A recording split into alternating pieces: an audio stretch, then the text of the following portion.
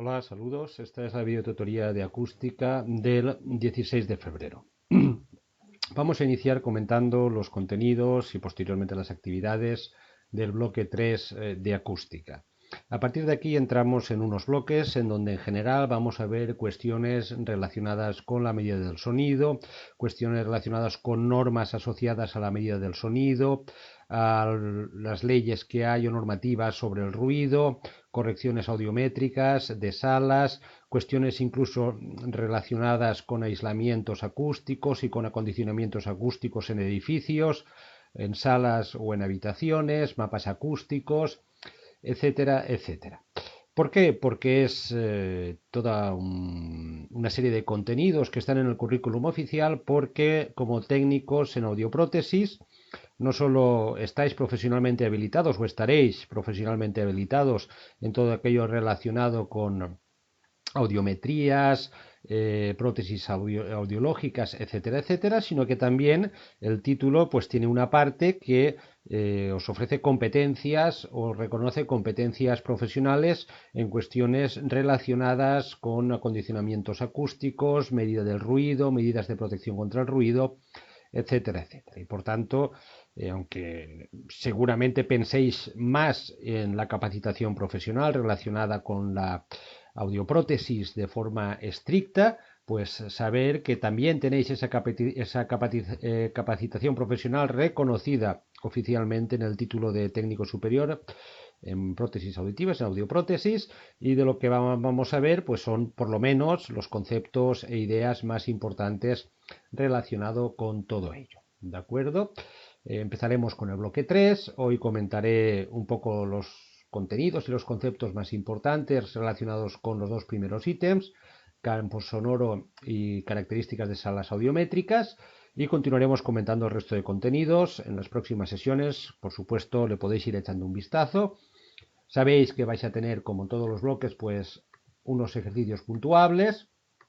En este caso van a ser 3, porque pues vamos a realizar un caso práctico, digamos, un poco más extenso y un caso realmente práctico de acondicionamiento sonoro y de valoración de acondicionamiento de sonoro, ¿eh? Lo iremos trabajando pues a medida que primero pues vayamos introduciendo los conceptos más importantes relacionados con el tema, y ya cuando más o menos los tengamos repasados pues vamos a dedicar en este bloque bastante tiempo al caso práctico, porque además creo que lo podréis encontrar interesante, porque es un caso que se puede dar en la realidad y sobre el cual pues os propondré hacer un informe al respecto, de manera que seguramente este bloque pues nos va a llevar en principio pues hasta finales del mes de marzo, o una cosa por el estilo. ¿De acuerdo? Bien. Como digo, vamos a ver hoy o comentar algunos conceptos relacionados con esto. El primer concepto es el concepto de campo sonoro. Campo sonoro, ¿de acuerdo? O campo acústico. ¿Qué es el campo acústico? Pues bien, campo acústico es simplemente toda aquella zona del espacio en donde pues un sonido, un ruido se está propagando y es perceptible sonido y ruido que procede desde una fuente. A este respecto, pues bien, si tenemos aquí una fuente de sonido, tenemos aquí una fuente de sonido, una sirena, lo que sea, que esté emitiendo un sonido o un ruido, ¿de acuerdo? Pues ese sonido, como ya sabéis, pues se propaga por el espacio, y toda aquella zona del espacio donde ese sonido puede ser percibido es lo que se conoce como campo acústico o campo sonoro, ¿de acuerdo? A este respecto se distinguen dos partes para entendernos. El campo acústico cercano, si nos ponemos aquí, muy cerca de la fuente, o el campo acústico lejano, si nos ponemos más lejos de la fuente. Este sería el campo acústico cercano y el campo acústico lejano. ¿Como cuánto de cerca o cuánto de lejos? Pues si estamos a una distancia de la fuente que es del orden del tamaño de la longitud de onda del sonido que se está emitiendo, ¿de acuerdo? Recordad que el sonido Era una onda y que por lo tanto tiene una longitud de onda, que hay longitudes de onda del sonido, pues a veces están relacionados con tamaños de orden de centímetros, de metros o cosas por el estilo. Pues si estamos muy cerca de la fuente, ¿cómo de cerca? Pues del orden del tamaño de su longitud de onda, del sonido emitido, estamos en el campo acústico cercano. Tan cerca que seguramente el sonido se percibiría de forma irregular, porque aún seríamos capaces de detectar, de acuerdo, el hecho de si estamos o no estamos en una parte u otra de la onda, porque estamos en una distancia muy cercana y del orden de la longitud de onda. A partir de ahí, que normalmente suele ser en distancias muy cortas y muy cercanas a la fuente, el resto se considera campo acústico lejano. ¿De acuerdo? Normalmente siempre vamos a trabajar con campos acústicos lejanos, pero simplemente saber que en ocasiones, si estamos excesivamente cerca de la fuente de sonido, pues a veces el sonido se puede percibir de forma irregular porque estamos en un orden de tamaño de la longitud de onda. Repito que normalmente siempre nos situaremos en situaciones de campo acústico lejano. Y ya cuando estamos en un campo acústico lejano,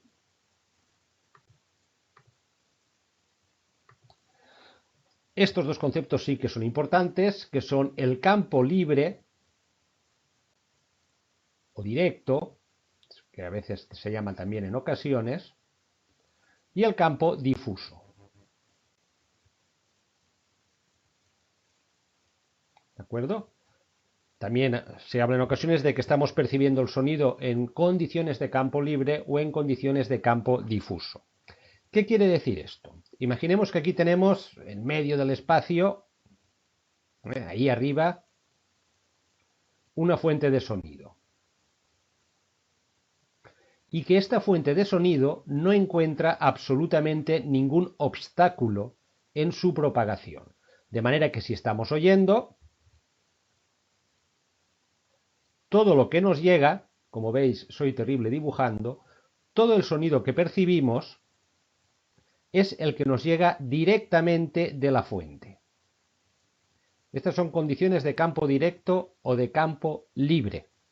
Lo oiréis más como campo libre. Pruebas de audiometría en campo libre. ¿Qué quiere decir eso? Que todo el sonido que percibimos nos llega directamente de la fuente de sonido que se propaga hasta nosotros sin encontrar ningún obstáculo. ¿Qué es el campo difuso? Imaginemos que tenemos esta fuente de sonido y estamos en una habitación. ¿De acuerdo? ¿Qué percibiremos? Percibiremos por una parte el sonido que nos llega directo, pero este sonido, que se propaga en todas direcciones, encuentra obstáculos en su propagación. Y cuando un sonido, que es una onda, encuentra un obstáculo, recordemos que había una parte que se transmitía hacia afuera, pero otra parte que se reflejaba y que rebotaba.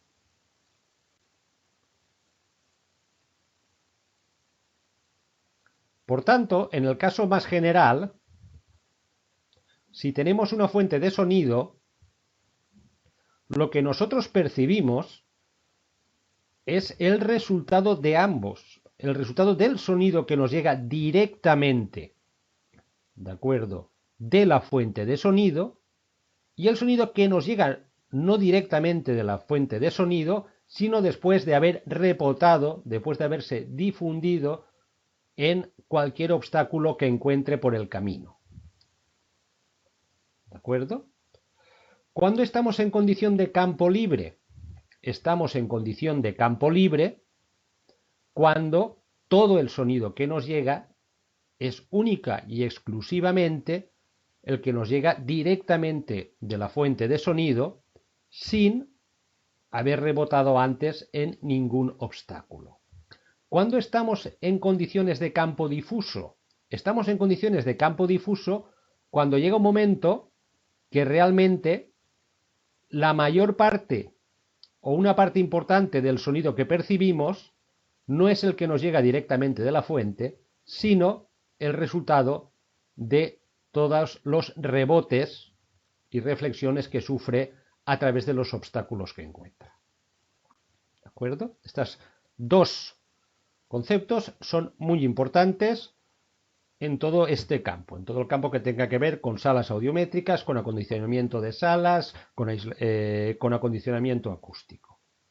Campo libre y campo difuso. Condiciones de campo libre: solo nos llega sonido proveniente de la fuente directamente. Condiciones de campo difuso: buena parte del sonido que nos llega es el que ha rebotado en los obstáculos, de manera que no somos capaces de distinguir realmente el que nos llega del campo directo, porque predomina los rebotes y las componentes de difusión. ¿De acuerdo? Campo sonoro cercano, normalmente no lo utilizamos. Campo lejano, suficiente distancia de la fuente, y a partir de ahí el sonido que nos llega es o porque nos llega directo o porque nos rebota en paredes o en otros obstáculos. Si todo lo que nos llega es directo, campo libre. Si la mayor parte de lo que nos llega o una parte importante de lo que nos llega es producto de las reflexiones y los rebotes en los obstáculos, hasta el punto de que básicamente no distinguimos el que nos llega directamente a la fuente, estaríamos en condiciones de campo difuso.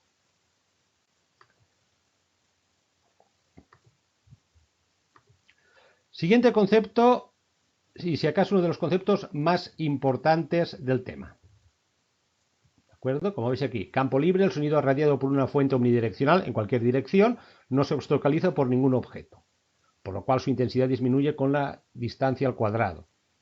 En un campo difuso hay tantas ondas reflejadas que realmente, estemos donde estemos, oiríamos igual, porque la componente dominante, ¿de acuerdo?, es los rebotes, para entendernos, que hay en las paredes. Y repito, siguiente es el concepto, o uno de los conceptos más importantes del tema: tiempo de reverberación.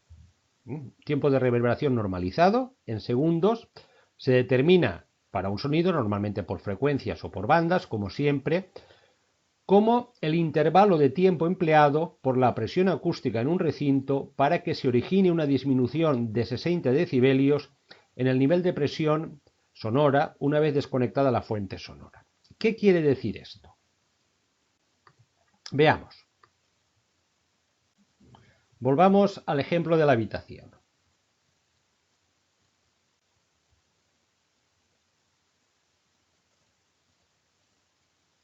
Tenemos ahí una fuente de sonido y estamos nosotros, ¿de acuerdo?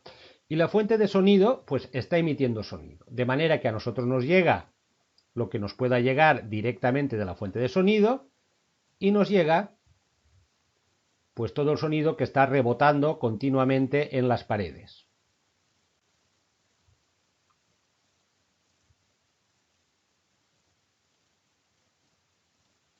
¿Vale? Bien. Nos llega la parte directa y la parte difusa. Imaginemos que en un momento determinado desconectamos la fuente de sonido. Apagamos la sirena o apagamos lo que está produciendo ruido. Efectivamente ya no tenemos campo directo, ya no nos llega nada directamente, pero el sonido pues ha estado ahí continuando rebotando por las paredes, y desde que apagamos la fuente de sonido hasta que realmente dejamos de oír pasa un cierto tiempo. Pasa un cierto tiempo. Eso es lo que se conoce como tiempo de reverberación. No es lo mismo que el eco, ¿eh? Es el tiempo de reverberación, el tiempo que pasa desde que desconectamos la fuente de sonido hasta que dejamos de apreciar, de oír de forma relevante ese sonido, porque mientras tanto pasa un tiempo en el cual pues nos continúan llegando las ondas de sonido que han ido rebotando en las paredes hasta que al final pues ya se debilitan tanto porque han sido absorbidas que no nos llega prácticamente nada. ¿Esto qué quiere decir? Esto quiere decir que si hiciésemos una gráfica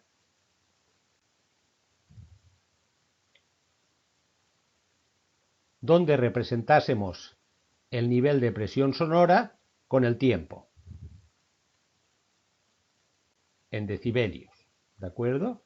Nosotros estamos escuchando un sonido con la fuente conectada, línea roja. Estamos ahí con nuestro sonómetro y estamos escuchando un sonido de, vamos a ser exagerados, 90 decibelios. ¿De acuerdo? A partir de ese momento, aquí desenchufamos la fuente de sonido. ¿Qué ocurre? Que como nos continúa llegando sonidos reflejados, no pasamos directamente a 0 decibelios, sino que el sonido tarda un tiempo en ir bajando su intensidad. ¿De acuerdo? Cuando el sonido haya disminuido 60 decibelios, imaginemos que esto es 30,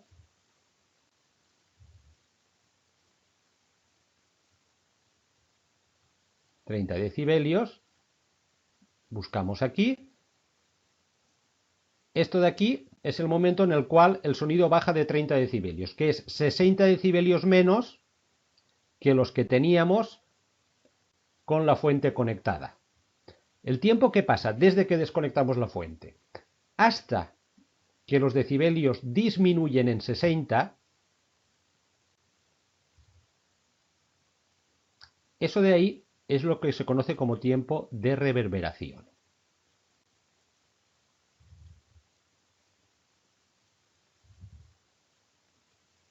Esto es lo que se conoce como tiempo de reverberación. ¿De acuerdo? Creo que está claro. Tiempo de reverberación tiene que ver con el tiempo que en un determinado sitio, desde que desconectamos la fuente sonora, los decibelios han caído en 60 decibelios y por lo tanto que es el estándar que se establece, digamos el tiempo que pasará entre que desconectamos la fuente sonora y dejaremos de oír de forma apreciable el sonido. Tiempo que es debido a que el sonido continúa rebotando por las paredes y continúa llegándonos cada vez más débil porque va siendo absorbido después de cada rebote, pues ese tiempo en el cual desde que desconectamos la fuente hasta que oímos 60 decibelios menos es lo que se llama tiempo de reverberación. Es uno de los conceptos más importantes del tema. ¿Por qué? Porque el acondicionamiento acústico de salas tiene que ver con el tiempo de reverberación de una sala, de una habitación, de una estancia. Según para lo que se quiera utilizar un recinto, en definitiva lo que se busca es cómo controlar el tiempo de reverberación, que sea más grande o más pequeño. Para salas a lo mejor, por ejemplo, si entráis en un recinto grande como una catedral o algo por el estilo, notaréis que la reverberación es alta. Por ejemplo, también un pabellón polideportivo. Esa sensación de eco, ¿de acuerdo? Esa sensación de eco, de que el sonido tarda un tiempo, como que retumba. En cambio, en otros sitios, el tiempo de reverberación será más pequeño. Dependiendo del uso que se quiera dar a una sala, a un recinto, lo que se hace para condicionarla acústicamente es controlar su tiempo de reverberación, que sea más alto o más pequeño, en función de lo que se quiera hacer en esa sala desde el punto de vista de la audición. Si se quiere escuchar canto gregoriano o una música de órgano, las catedrales son fantásticas porque tienen un alto tiempo de reverberación. Si lo que se quiere es una sala para dar conferencias, molesta que el tiempo de reverberación sea muy alto. ¿Por qué? Porque las palabras las entenderemos casi como dobles, ¿no? Y nos molestará. Por tanto, este es el concepto más importante del tema, el tiempo de reverberación. A ese respecto, y empezando a hablar del tiempo de reverberación, vamos a hablar de las características físicas y acústicas de las salas audiométricas. ¿Vale? Como he dicho, el aspecto más importante de una sala, de la audición de una sala, de la acústica de una sala y de su relación con aquello que le envuelve, tiene que ver con dos cosas. Una, que ya comentamos en su momento, que es el aislamiento acústico. El aislamiento acústico, para lo que sirve, es para evitar que el sonido que se produzca dentro de esa sala pase a salas contiguas o, entre comillas, salga fuera con demasiada intensidad, o al revés, para evitar que el sonido de fuera nos entre con demasiada intensidad a la sala y moleste. Eso es el aislamiento acústico. Otra cosa es el acondicionamiento acústico. ¿De acuerdo? El acondicionamiento acústico tiene que ver con controlar el tiempo de reverberación, controlar que haya mucho sonido difuso o poco, controlar que tardemos más o menos tiempo en dejar de percibir de forma apreciable un sonido cuando cesa la emisión de ese sonido porque rebota más o rebota menos en las paredes con las cuales lo hemos construido. Bueno, porque dice aquí, como veis, primero de un recinto tenemos su aislamiento acústico. Aquí vamos a hacer ruido, molesta a los de al lado, o el ruido de fuera nos va a molestar a nosotros. Y después, ¿para qué queremos utilizar esa sala? Para música, para conciertos, para dar clase, para dar conferencias. Ahí es donde entra el hecho de considerar que todo lo que vamos a percibir será fruto del sonido directo que nos llega desde la fuente, más el sonido reflejado en las paredes. Si la diferencia entre el sonido directo y el sonido reflejado supera los 50 nanosegundos, percibiremos el sonido reflejado como eco. Percibiremos el sonido reflejado como eco. El eco sería el caso más extremo de campo difuso, de reverberación, por entendernos. Si no, lo que oiremos pues será esa especie de, como tenemos a veces la sensación, por ejemplo, como he dicho, cuando entramos en un pabellón polideportivo, o de que si alguien está hablando por un micrófono, aquello suena mal, ¿no? Retumba en las paredes, parece que lo oímos varias veces, no llega a ser eco. A este respecto, ¿de acuerdo? Es conveniente distinguir o saber lo que son las cámaras reverberantes y las cámaras anecoicas. Digamos que son recintos que se han habilitado para los dos casos extremos posibles de reverberación, de campo directo y de campo difuso. ¿Qué es una cámara reverberante? Una cámara reverberante sería una cámara con el máximo tiempo de reverberación posible que podamos conseguir. Una cámara en donde el sonido se reflejase lo máximo posible que pudiésemos conseguir. Una cámara donde seguramente oiríamos fatal todo, porque nos llegaría todo casi como un eco. Eso es una cámara reverberante. Una cámara con mucha reflexión del sonido en sus paredes. ¿Qué es una cámara anecoica? Todo lo contrario. Una cámara con, entre comillas, ninguna reflexión en sus paredes o la mínima reflexión posible que podamos conseguir. Dicho de otra forma,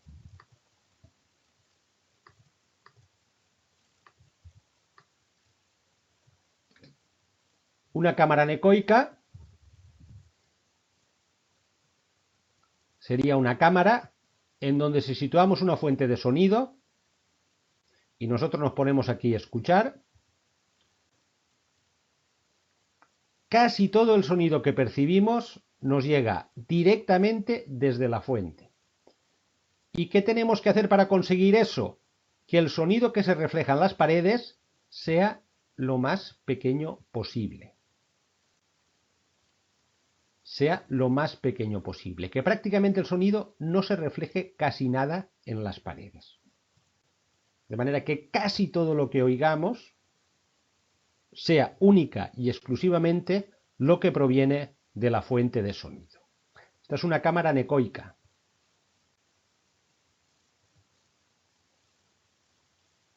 ¿Cómo se construyen las cámaras anecoicas?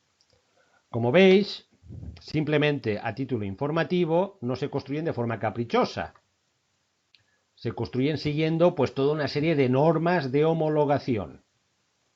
Muchas, normas UNE, ISO, etcétera, etcétera. Hay normas internacionales, normas nacionales, normas estándar que dicen, si usted quiere construir una cámara anecoica donde no haya prácticamente sonido reflejado, ¿de acuerdo? Tiene que seguir estas normas y tiene que construirla cumpliendo estas condiciones.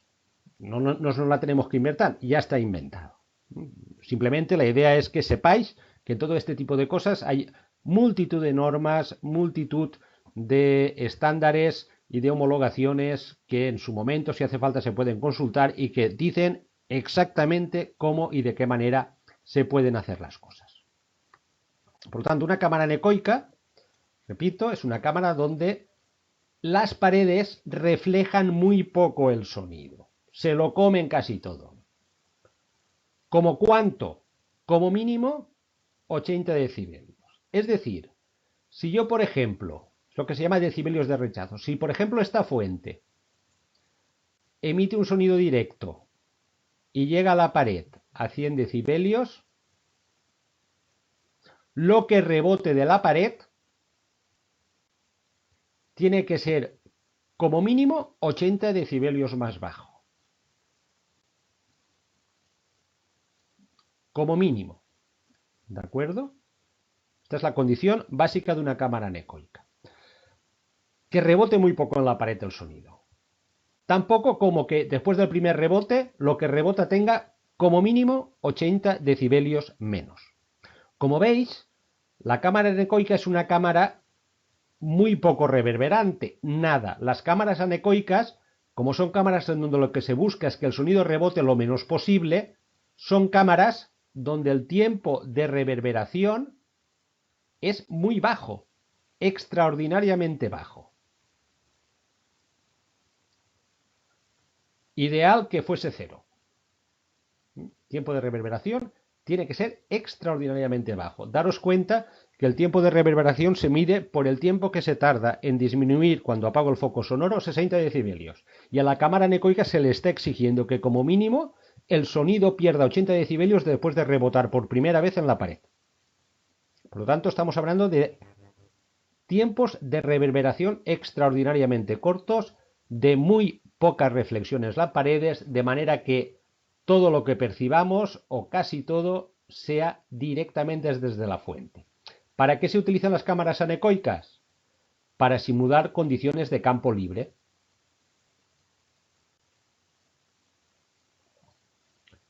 ¿Qué es una condición de campo libre? Una condición en la cual todo el sonido que nos llega de la fuente y no nos llega nada de los sitios reflejados.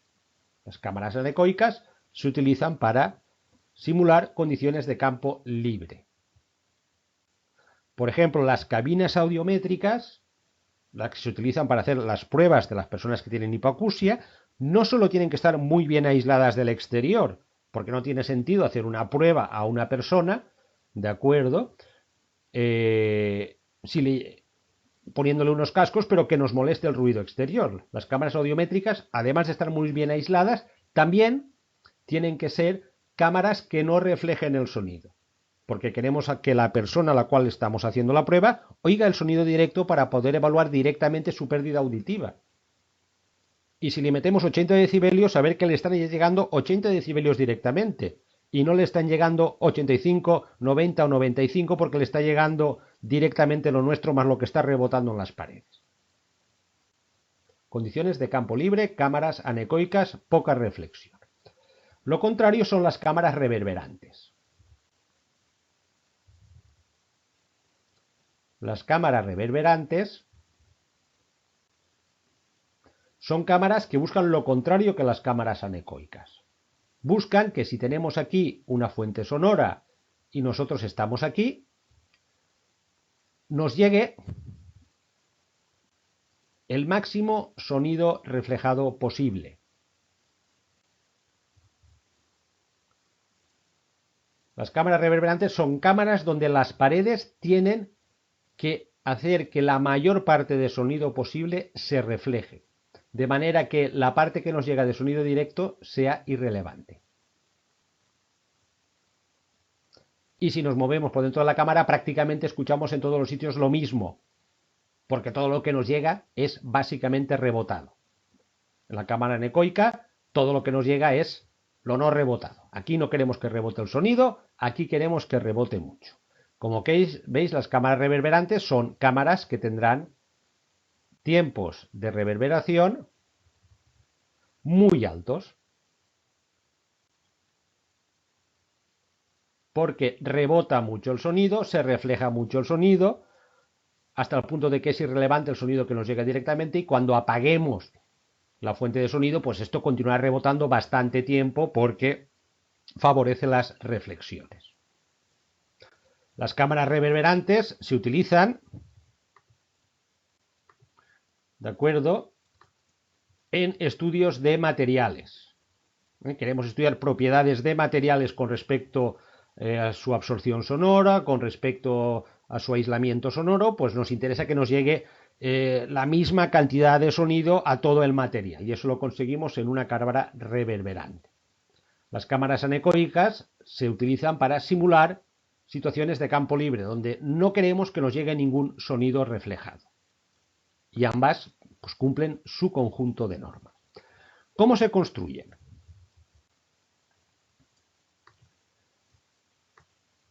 Y ahora veremos algunas fotografías y veréis cómo suenan. Las cámaras reverberantes queremos que reflejen lo máximo posible el sonido. Por lo tanto, suelen ser estancias con paredes planas, con materiales duros, con pocos ángulos, con paredes enfrentadas para que actúen como si fuesen espejos. Y las cámaras anecoicas queremos que no reflejen nada. Por tanto, se construyen con materiales básicamente blandos, materiales que absorban mucho el sonido, evitando paredes que sean paralelas entre sí para no fomentar el efecto espejo, etcétera, etcétera. Veamos algunas imágenes al respecto y lo comprobaréis enseguida. Tenéis aquí dos enlaces, ¿de acuerdo? En este podemos ver algunas de las cámaras anecoicas más curiosas, las más grandes o las más curiosas. Como veis, os indica que lo que se quiere es simular las condiciones de campo sonoro en exteriores y hacer mediciones sin ruido de fondo. Situaciones de campo libre donde todo lo que nos llega es directamente de la fuente. Esta es una cámara anecoica que se ha diseñado única y exclusivamente para medir el ruido que hacen los vestidos. Mirad las paredes. ¿Veis cómo están llenas de elementos con muchos obstáculos, con muchos ángulos, para que cuando el sonido llegue ahí no rebote limpiamente, sino que se quede absorbiendo y rebotando en estos sitios? Esta es otra cámara anecoica, ¿de acuerdo? Diseñada para probar instrumentos musicales. ¿Veis las paredes? Llenas de elementos blandos que parecen corcho, madera, con muchos ángulos. Esta es una cámara anecoica, esta es la mayor cámara anecoica del mundo, por lo menos hasta que se publicó aquí, que lo que pretende es medir el sonido que provocan los aviones. Medir el sonido directo que provocan los aviones. Y está llena de materiales absorbentes, conos de espuma. Otra cámara anecoica, como veis todas tienen el mismo aspecto. No tienen ángulos limpios, no confronta una pared con la otra, está llena de materiales con muchos ángulos y materiales blandos, tipo corcho, tipo madera y cosas por el estilo. Esta es una para probar tanques. ¿De acuerdo? Esta es curiosa porque parece muy diferente a las demás. Como veis, es una cámara anecoica, pero las paredes parecen planas. No está llena de ángulos y los materiales no parecen, de acuerdo, pues tan angulosos como los anteriores. En cambio, está construido con un tipo de azulejos especiales, entre los cuales, como veis, se han dejado espacios. Mirad cómo se han dejado espacios. Aunque las paredes parezcan planas, todos los materiales angulares que hemos visto en el resto de cámaras anecoicas, aquí están detrás del material, aquí están los azulejos, unos azulejos que aunque parezcan de material cerámico, son muy absorbentes porque son especiales y están llenos de ranuras que dejan pasar el sonido para que sea absorbido, para que se pierda en todo este material interior. Como veis, todas tienen básicamente el mismo aspecto. Y algunas que se han construido son bastante espectaculares. Una forma sencilla y económica, esto antes se hacía en las radios piratas, para construir una cámara anecoica era forrar las paredes con cartones de huevo, porque era blando, porque era absorbente y porque proporcionaba todos esos ángulos. Sería una cámara anecoica de andar por casa, obviamente no demasiado buena. Al revés, las cámaras reverberantes,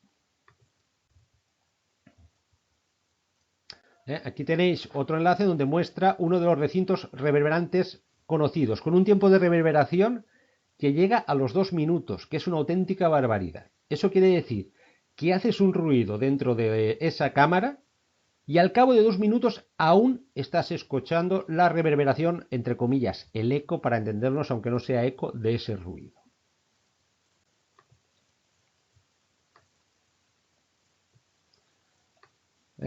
Es un recinto subterráneo. Es un recinto subterráneo que se construyó en la Segunda Guerra Mundial para guardar petróleo o lo que fuera, con paredes extraordinariamente duras, todas confrontadas entre sí y muy grande. Aquí tenéis una grabación, donde se escucha qué pasa cuando uno emite un sonido en esta cámara. Como indica, para ciertas frecuencias el tiempo de reverberación fue de 112 segundos e incluso para altas frecuencias, que son las que más rápidamente se absorben, llegó a los 30 segundos. Son tiempos altísimos. Como podéis ver aquí, el tiempo de reverberación, por ejemplo, en una habitación de una casa suele ser 0,5 segundos, en un auditorio 2 segundos y en una iglesia de 8 a 10 segundos. Es como estar dentro de un tanque de sonido. No sé si se oirá.